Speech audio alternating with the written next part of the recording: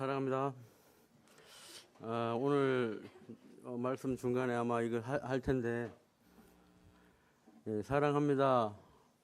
굉장히 어려운 말이거든요. 장로 형제님들 하셔야 됩니다. 내가 살아가는 이유는 주님 때문이고, 제가 여기 서 있는 이유도 주님 때문입니다. 성도님들 올여름, 무더운 여름 보내시느라 고생 많이 하셨습니다. 이제 주님께서 시원한 바람을 주셔서 이 가을이 얼마나 좋은지. 원래 가을을 좋아하지 않았어요. 원래 저는 봄을 좋아했는데 봄이 너무 짧아서 무더운 여름을 보내고 나니까 가을이 왜 이렇게 좋은지. 그 시원한 바람이 너무나 좋습니다. 근데 아쉬운 것이 있습니다. 너무나 추워가지고 요즘에는 이불을 덮고 자야 되기 때문에 좀 아쉽습니다. 이불 안 덮고 조금 더 자고 싶은데 시원하게 지내고 싶은데 춥습니다. 이제는 이렇게 사람이 이렇게 간사한지 모르겠어요. 제가 이제 오늘 이 말씀을 제가 준비한 내용은 이제 2부가 끝나고 3부 말씀 해석 부분에서 첫 번째 장 7장을 맡았습니다. 제가 이제 이 말씀을 이렇게 어느 과를 제가 하겠습니다 이렇게 말을 하지 못했고 그 자리에 제가 참석을 할 수가 없었습니다. 이제 소그룹 때문에 처음에 이제 제 이름이 올라와 있을 때 저는 안 한다고 해야겠다. 나는 못 한다고 해야겠다. 마음을 먹고 모였을 때 이제 저희가 노년부가 그 점심 식사를 하러 나가는 날이었어요. 근데 2시 반에 지하실로 오라고 했어요. 지하로 가서 얘기를 했습니다. 저는 말씀을 할 그런 자격이 없는 사람입니다. 저는 빼주십시오 했더니 장로 형제님이 뭐라고 하시냐면 합당한 이유가 아닙니다. 정확한 이유를 대십시오. 시간도 없고 말씀도 아는 것도 없습니다. 말씀 전하시는 분들이 많이 있는데 굳이 제가 해야 됩니까? 그렇게 말씀을 드렸더니 누구는 정해진 사람입니까? 누가 말씀하기로 정해진 사람이 없습니다. 더 정확한 내용을 이유를 대면 빼주겠습니다. 할 말이 없어서요. 근데 그때 허성우 형제님께서 앞에서 이제 막 변명을 하시더라고요. 안 하시겠다고. 그래서 저도 형제님과 같습니다. 그랬더니 장로 형제님 말 이유가 안 됩니다. 정확한 이유를 대면 이 자리에서 빼주겠습니다. 그런데 그때 누가 뒤통수를 다 쳤는데 그때 이제 정신을 차렸습니다. 그냥 죄송합니다. 제가 해야 되는데 일부러 계속 미루고 안 하려고 뺐습니다. 그냥 합당한 자리에 저를 넣어주시면 준비해 보겠습니다. 하고 이제 노년부들이 굉장히 좀 이렇게 급하십니다. 성격들이 급하셔가지고 제가 35분에 나갔거든요. 전화가 한 5통화가 왔어요. 왜 나오라고 모여놓고는 안 오냐고. 그래서 그때 한번 혼나고 식사하러 갔다 왔더니 이제 제가 7장이 딱 이렇게 됐어요. 그래서 이제 제가 느낀 것은 교회에서 장로 형제님이든 누구든 교회에서 형제님 이것 좀 해주십시오 하면 네 알겠습니다라고 해야 합니다. 왜냐하면 제가 그 안 좋은 버릇 중에 하나가 일단 저한테 무엇인가를 이렇게 하라고 하면 먼저 일단 딱 저는 못합니다. 를 먼저 하고 그 다음에 변명을 하다가 안 되면 그걸 수용하는 이런 아주 안 좋은 버릇이 있더라고요. 그래서 이제 저는 그런 것을 겪어서 제 상태가 이렇게 드러났기 때문에 성도님들은 그런 것을 겪지 마시고 누군가가 이렇게 하라고 하시면 스펀지 같이 받아들이시면 아주 좋은 성도 교회 생활을 할 수 있을 것 같습니다. 제가 오늘 해야 할 내용은 조금 부담이 가시는 분이 있을 수도 있고 또 그렇지 않을 수도 있습니다. 제가 이제 사도들의 행적이라고 해서 어느 사도가 사도들의 행적하면 딱 머릿속에 와닿는 것이 어떤가요? 저는 이제 어느 사도가 어디에서 복음을 전하고 어디에서 교회를 세우고 어디에서 죽었다 이것인 줄 알았어요. 그래서 19만 생각을 하고 한 2주를 그냥 보냈습니다. 그 내용이니까. 근데 책을 딱 읽어봤는데 전혀 그 내용이 하나도 없습니다. 전혀 다른 내용입니다. 책을 보면 볼수록 점점 어려움이 오고 또 부담이 오고 이런 내용을 강대상에서 해야 되는데 이거 자격이 있을까? 이렇게 하다가 어떻게 하냐면 5과를 허성우 형제님께서 하셨을 때 이런 얘기를 했습니다.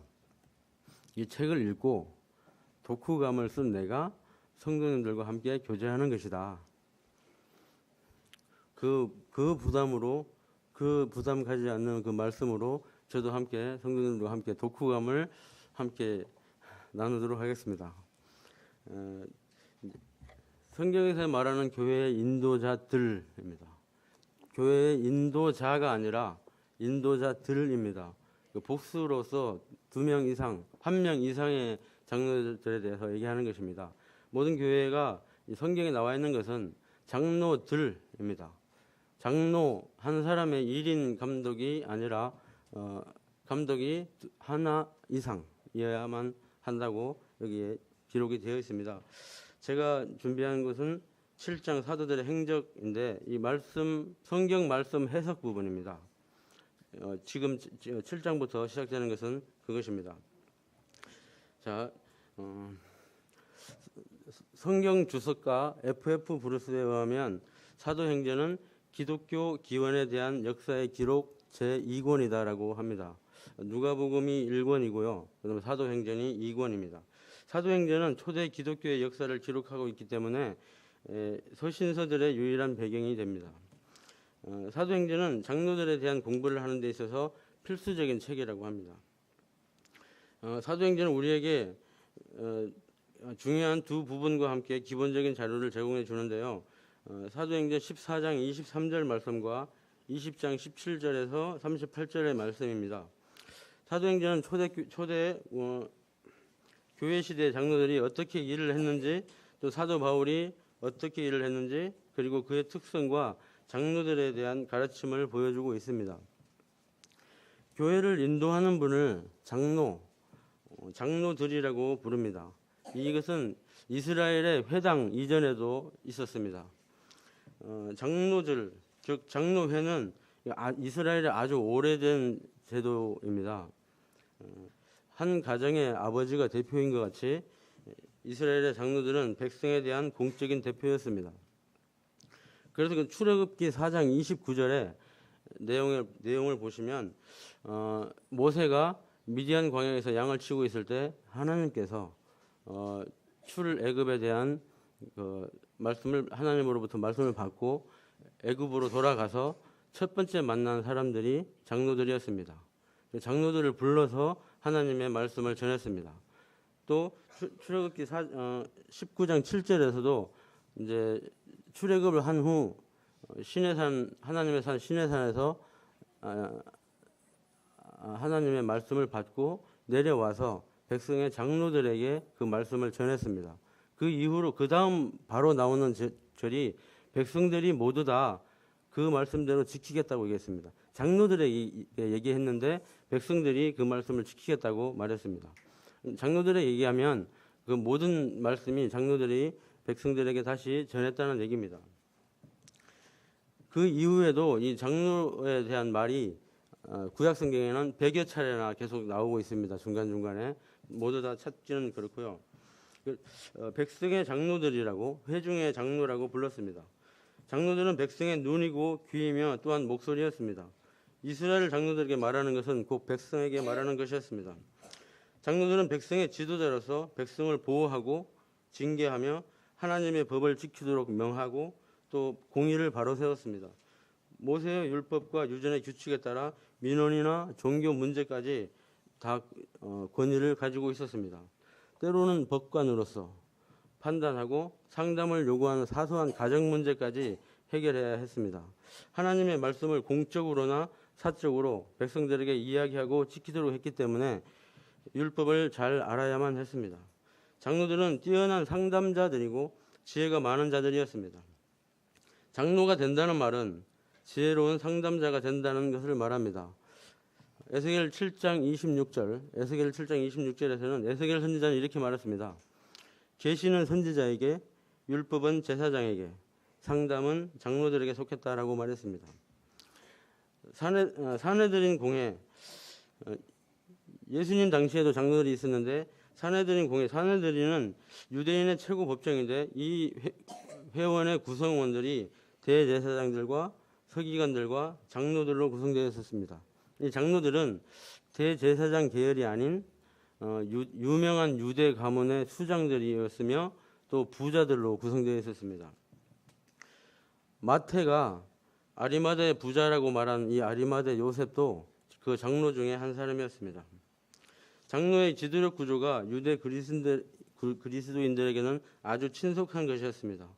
사도들이 이 유사한 지도력 구조를 기도와 성령의 인도하심에 따라 사도들과 유대 초대 그리스도인 복수 장로에 의한 지도력을 교회에 받아들일 수 있었습니다. 장로들은 교회의 공적인 인도자로서 교리적인 일을 심리하고 상담하고 또 회중의 모든 일을 해왔습니다. 첫 번째로 그들은 헌금을 성도들로부터 받아들이고 이를 집행하는 일을 했습니다. 과부와 가난한 자들을 위해 헌금을 받았고 이를 합당하게 나누어지는 일을 책임을 가졌습니다. 사도행전 11장 27절과 30절의 내용에서는 유대에 사는 형제들에게 부조를 보내기로 하고 바울과 바나바의 손으로 그 지역에 있는 장로들에게 이 부조가 전해졌다라고 기록이 되어 있습니다. 또한 이 장로들은 교리적인 문제도 심의했습니다. 장로들은 교리적인 문제가 이야기됐을 때 이를 듣고 판단해야 했습니다.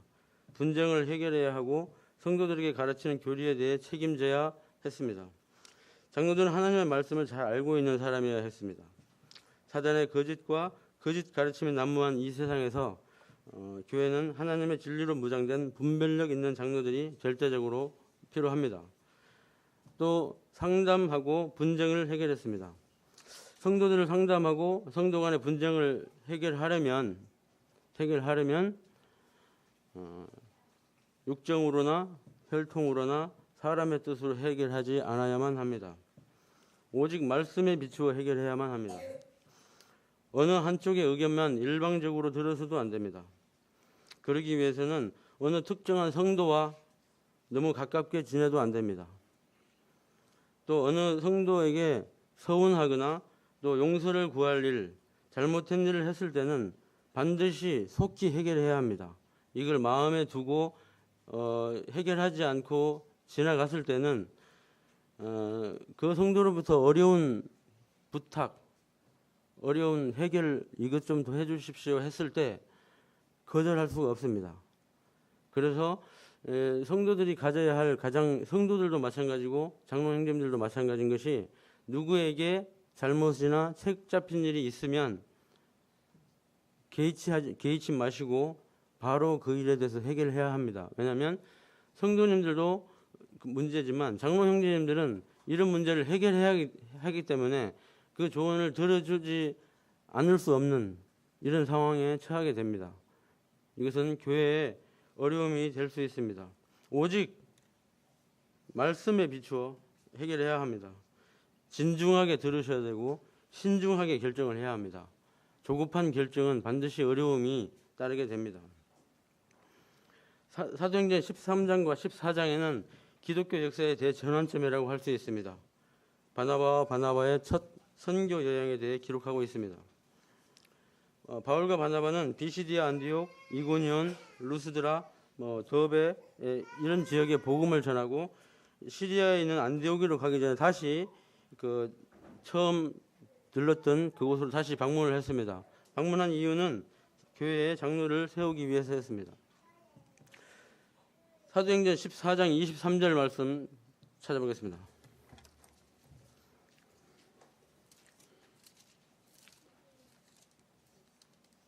14장 23절 말씀입니다.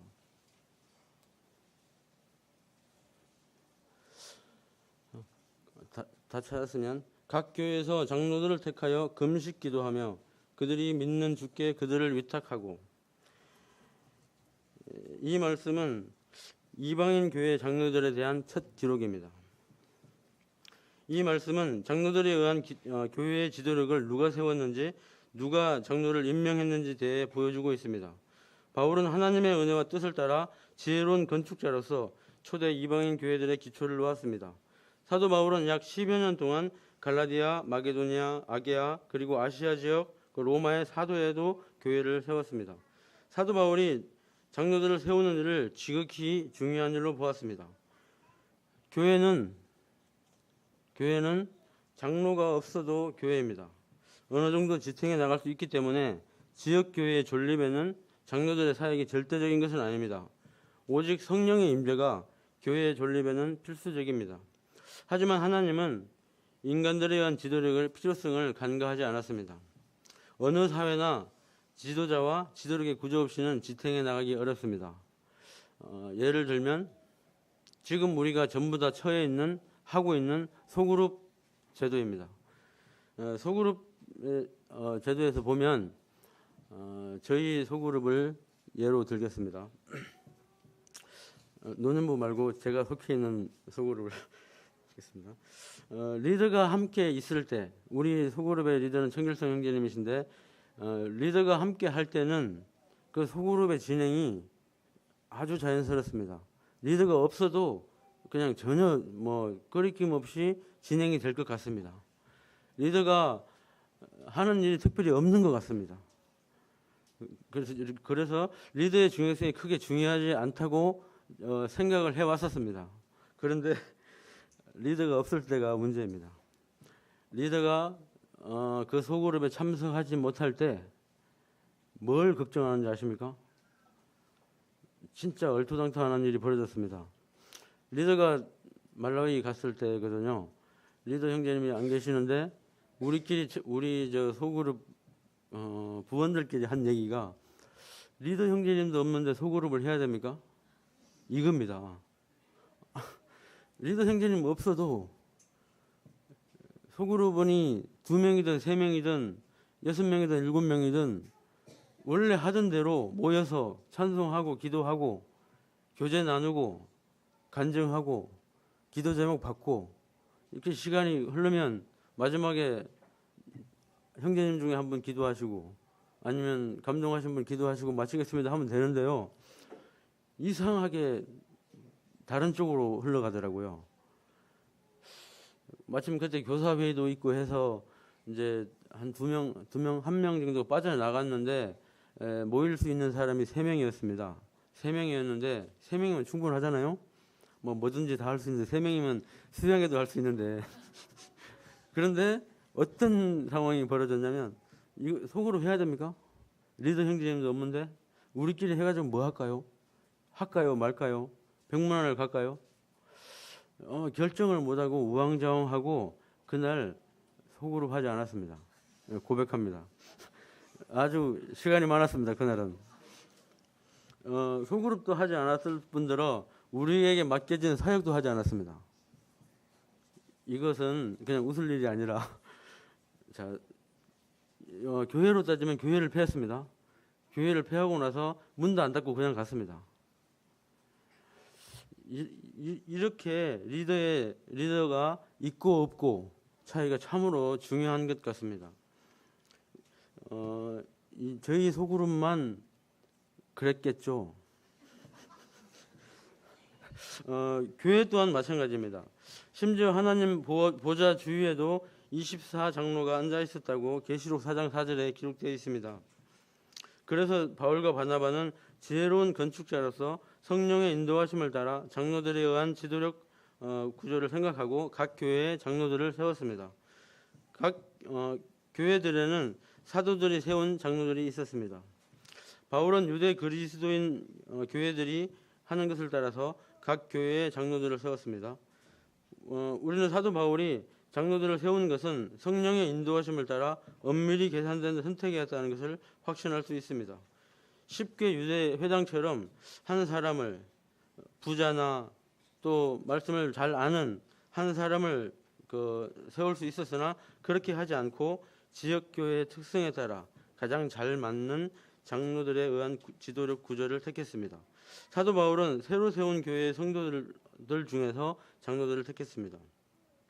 사도 바울이 새로 세운 지 얼마 안 되는 교회에서 그렇게 빨리 장로들을 세울 수 있었던 것은 그들은 이미 오랜 회당 생활을 통해서 구약 말씀 아래서 훈련을 잘 받은 자들이었기 때문에 가능했습니다.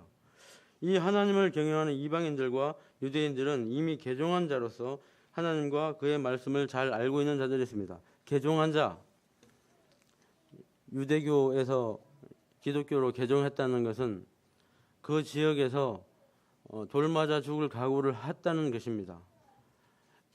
나의 부끄러움, 전도지 한 장 내놓는데도 이 손이 부끄러워서 내놓지 못하는 지금의 실정과는 전혀 다른 그런 상황이었습니다. 좀 전에 찾았던 사도행전 14장 23절, 각 교회에서 장로들을 택하여 금식 기도하며 그들이 믿는 주께 그들을 위탁하고, 각 교회에서 장로들을 택하였다 하는 말은 헬라어로 케이로토네오입니다. 이 동사의 의미는 임명하다, 선택하다, 택하다입니다. 하나님에 의해 택하신 바 되었다입니다. 누가는 바울과 바나바가 교회들을 위해서 장로들을 임명했다는 것을 나타내주기 위해서 아주 분명한 용어를 사용했습니다. 교회는 장로 후보자들을 말씀에 비추어 시험해보고 바울과 바나바 앞에 세우고, 바울과 바나바는 그들을 교회의 장로들로 공식 임명했는데 사도행전 6장에서 7집사를 세울 때와 같은 방법과 절차대로입니다. 금식 기도하며 그들을 믿는 주께 그들을 위탁하고, 금식기도, 금식이라고 하는 것을 윌리엄 켈리는 이렇게 말했습니다. 금식은 영혼의 고통에 대한 몸의 공감으로써 하나님 앞에 굴복과 자기 자신을 낮추고자 하는 소원의 표현이다 해서 금식 기도하고 그들을 주께 위탁했다고 하는 것입니다. 바울 시대에는 장로들이 교회를 다스리고 있었습니다.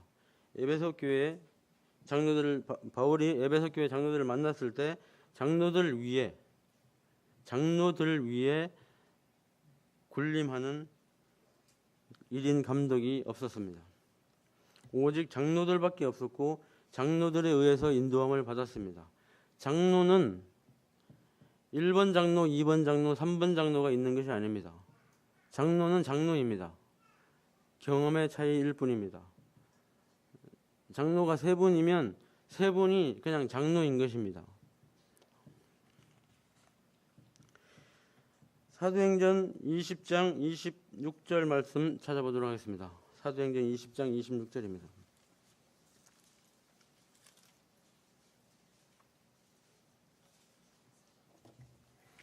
26절부터 28절까지 다 함께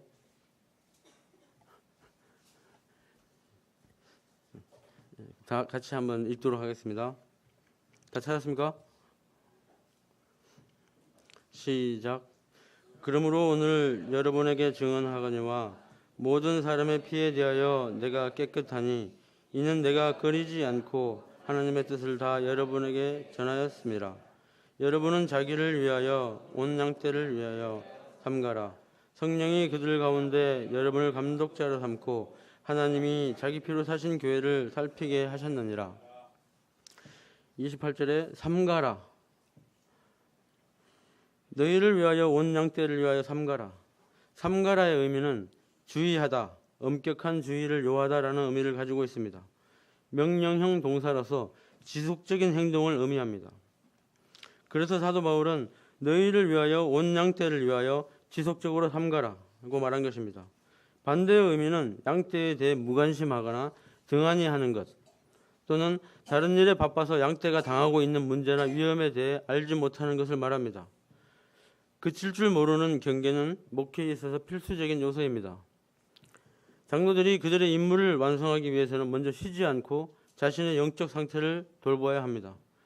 장로가 자신의 영혼을 먼저 돌아보지 못한다면 다른 사람의 영혼을 돌아볼 수가 없습니다. 지난 200년 동안 사람들이 가장 많이 읽은 주석을 쓴 사람이 매튜 헨리라고 한답니다. 이분이 하신 말씀은 자신의 포도원을 잘 돌보지 못한 자는 다른 사람의 포도원도 지혜롭고 충성스럽게 돌아볼 수 없는 자이다 라고 말했습니다. 그럼 다음으로 목자의 이미지에 대해서 말씀드리겠습니다. 권위와 희생을 동반하는 지도력이 필요합니다. 온유함과 지혜와 수고와 친절한 돌봄과 지속적인 파수가 필요합니다.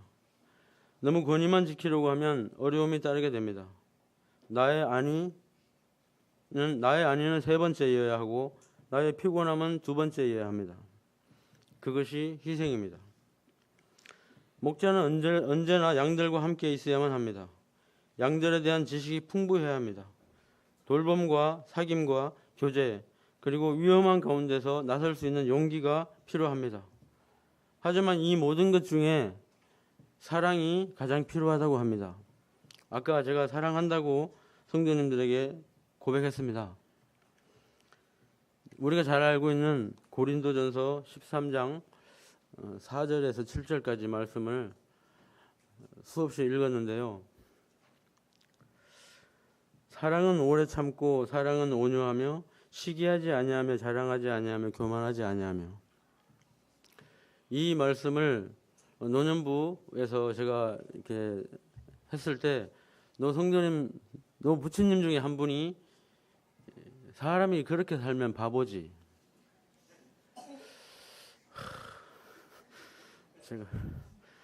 제가 이게 뭐라고 사람이 그렇게 살면 바보지. 우리는 사람이 아닙니다. 우리는 이 땅에 사는 동안만 사람이지 영원한 곳에 가시면 사람 아닌 걸로 살 수 있습니다.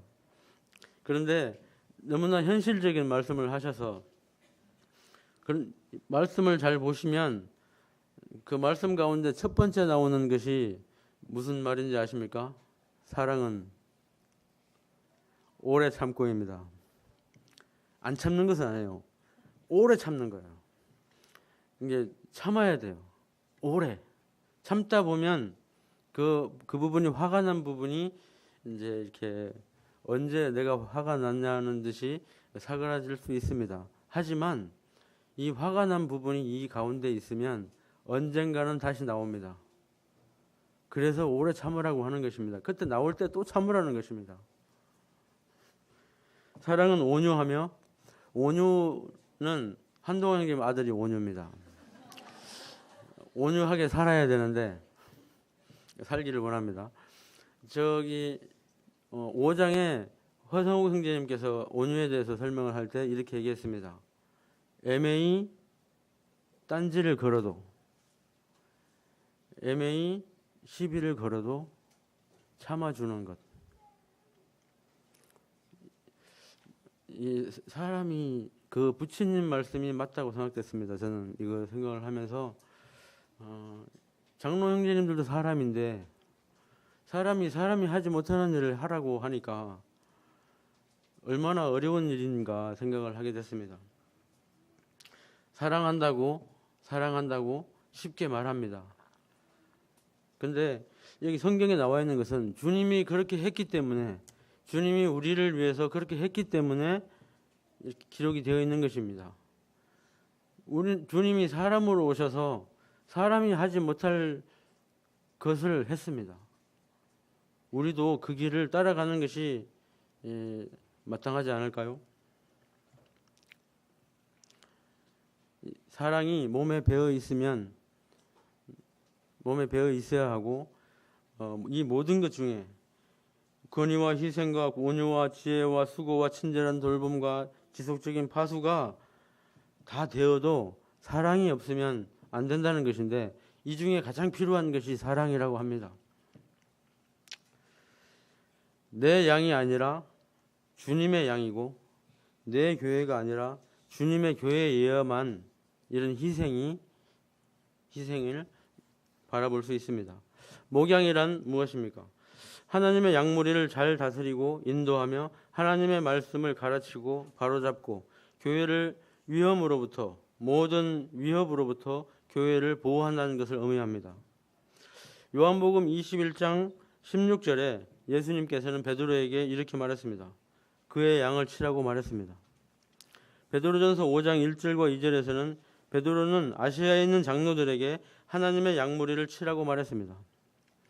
사도행전 20장 28절에 사도 바울은 에베소 교회 장로들에게 성령이 그들을 감독자로 삼고 하나님이 자기 피로 사신 교회를 치게 하셨다라고 말했습니다. 그리고 두 번이나 더 자기 교회를 목양하라고 돌보라고 말했습니다. 에베소서 4장 11절 말씀 찾도록 하겠습니다.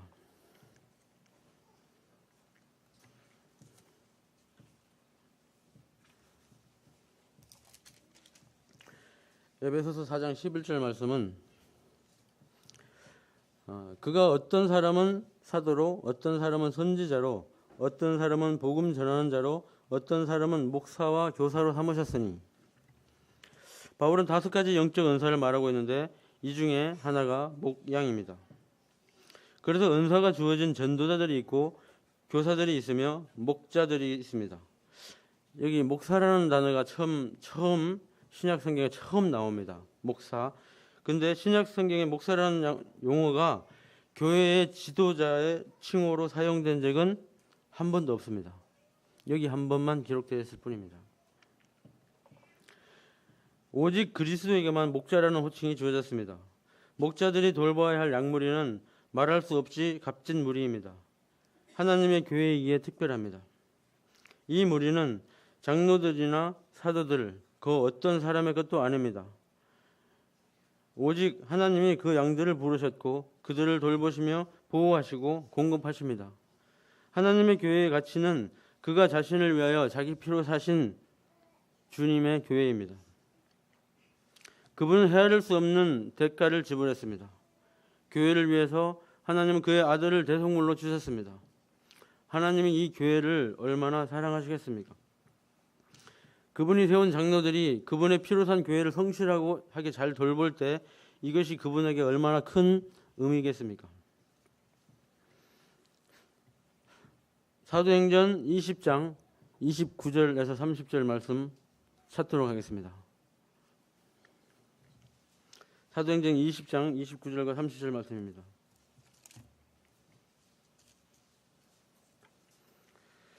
제가 구식이라 PPT가 안 됩니다. PPT가 있으면 찾지 않아도 되는데 제가 저를 합리화하기 위해서 어떻게 얘기하냐면 PPT에 단점이 있다. 성경을 찾지 않는다. PPT만 계속 하다 보면 언젠가는 우리 성경을 찾을 줄 모를 거다. 라고 말했습니다. 자주 이렇게 찾으니까 좋기도 하잖아요. 말씀을. 그래서 우리 중에 성경책 가지고 오지 않고 휴대폰 가지고 오시는 분들도 있습니다. 그래서 성경책이 항상 총과 같이 옆에 끼고 다녀야 됩니다. 다 같이 한번 읽어보도록 하겠습니다. 시작. 내가 떠난 후에 흉악이가 너희를 들어와서 그 양떼를 아끼지 아니하며 또한 너희 중에서도 제자들을 끌어 자기를 좇게 하려고 어그러진 말을 하는 사람이 일어날 줄을 내가 아노니. 31절 읽겠습니다. 31절 없나요? 그러므로 여러분이 일깨어 내가 3년이나 밤낮 쉬지 않고 눈물로 각 사람을 훈계했던 것을 기억하라. 이리는 양들을 늑탈하는 거짓 선생들입니다. 그들은 양들을 아끼지 아니할 흉악한 늑대 무리로 말하고 있습니다. 그들의 이는 아주 강하고 날카롭습니다. 아주 끈질기며 사방에서 공격해 옵니다. 그들은 그리스도인들을 파괴시키기 위해서 지칠 줄 모르고 만족을 모르고 게으름을 모르고 무자비합니다. 너희 중에서도 거짓 선생들이 일어날 것이라고. 양들을 늑탈하기 위해 늑대들이 공격해 올 뿐만 아니라 거짓 선생들이 양무리 가운데 일어날 것이라고 사도 바울은 말했습니다. 거짓 선생들, 입으로만 고백한 그리스도인을 말합니다. 신천지, 재림교회, 어머니교회 이런 분들이 교리로 대적해 올 때 이들을 맞대어 물리칠 수 있는 분도 장로들입니다. 또 몰래 들어온 사람을 색출해 내는 분들도 장로들의 일입니다. 어그러진 말을 하는 사람, 자기를 쫓게 하려고 어그러진 말을 하는 사람, 하나님의 진리를 거스려 왜곡하고 잘못된 이단 교리를 가르칠 것이라는 것입니다. 그들은 하나님의 말씀을 전적으로 부인하지는 않습니다. 다만 진리를 왜곡합니다. 진리에다가 거짓을 집어넣고 진리를 재해석하게 하고 진리를 약화시키기 위해 말씀의 의미를 변화시킵니다. 변화시키는 데가 전에 들어 있었던 걸로 압니다. 각 사람을 훈계했던 것을 기억하라. 훈계. 바울의 훈계는 모든 자를 포함한 것입니다. 각 사람을 훈계했습니다. 바울의 마음은 성도 하나하나의 마음이 있었습니다. 경계한다는 것은 단순히 정보만 제공하는 것이 아니고 행동도 함께 따라오는 것입니다.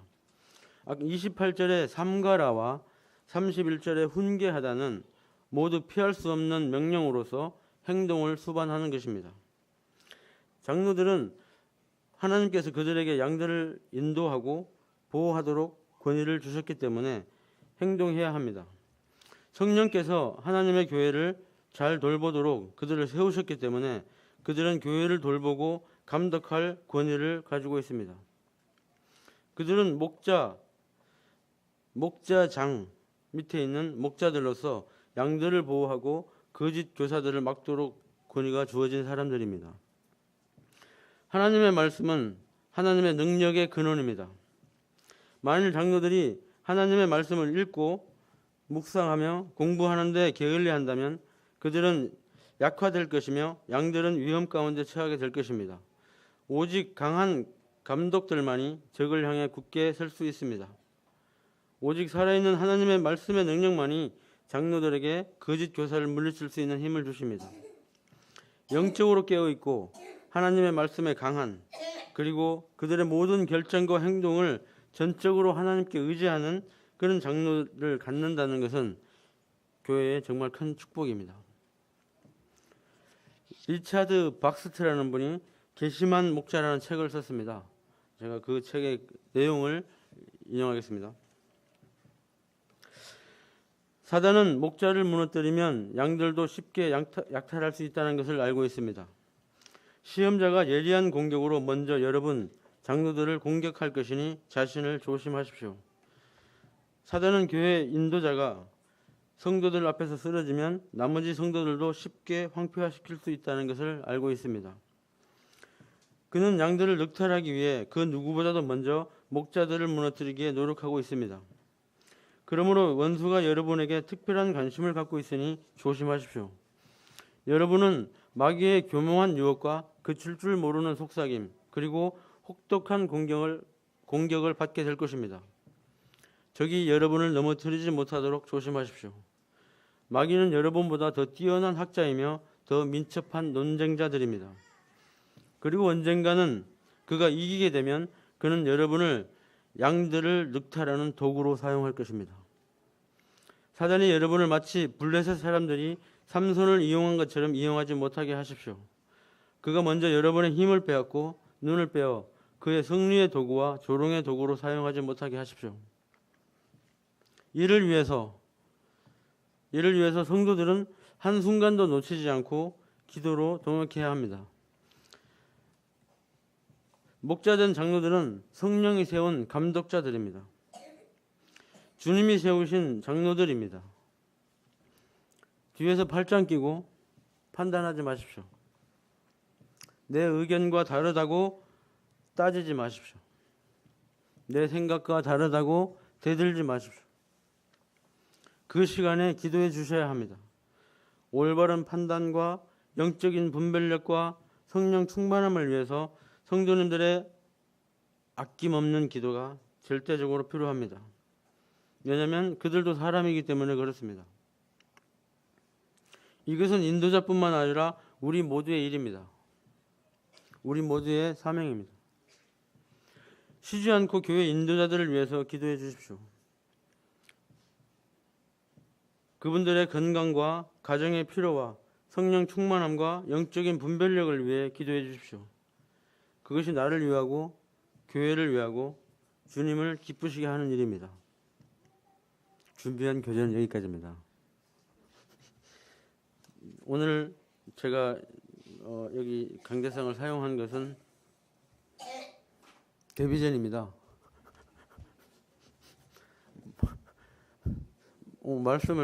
말씀을 강대상에서 사용한 것은 처음입니다. 많이 떨렸고요. 저는 전혀 이렇게 자매에게 내색을 하지 않았다고 생각이 되는데 제가 오늘 40분을 해야겠죠? 내가 자매한테 그렇게 얘기했어요. 그랬더니 자매가 하는 얘기가 그만하라고. 제가 얼마나 말을 했는지 그만하라고. 당신 때문에 미치겠다고.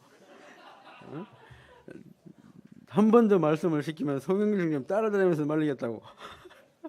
이렇게 참 우리도 연약한 자들이라 그랬습니다. 많이 스트레스를 많이 안 받았다고 생각이 되는데 몸이 알더라고요.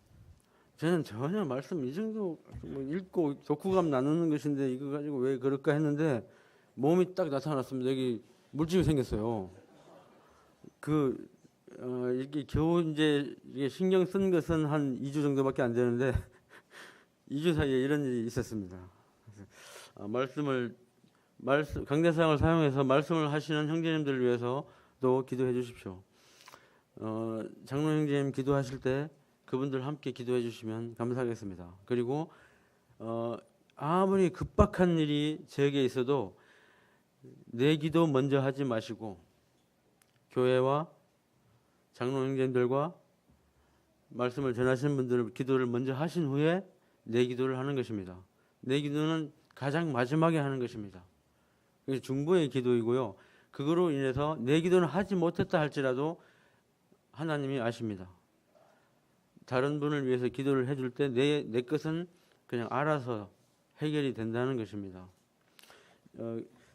김주영 형제님은 기도 제목에 나와 있는 것 중에서 최고로 많이 이름이 불리우는 사람입니다. 그래서 건강과 일단 뭐 사업이나 또 주님 일에 하는 데 있어서 참 힘을 많이 얻습니다. 5번 나옵니다. 이렇게 5번 나올 만한 형제가 아닌데 원체 부족하니까 이렇게 세워주시려고 이렇게 기도 제목에 그렇게 나오는 것 같습니다. 하여튼 참으로 감사합니다. 성도님들, 제가 마지막에 말씀드렸던 것 같이 기도를 장로 형제님들을 위해서 기도를 아끼지 말아 주시기 바랍니다. 감사합니다.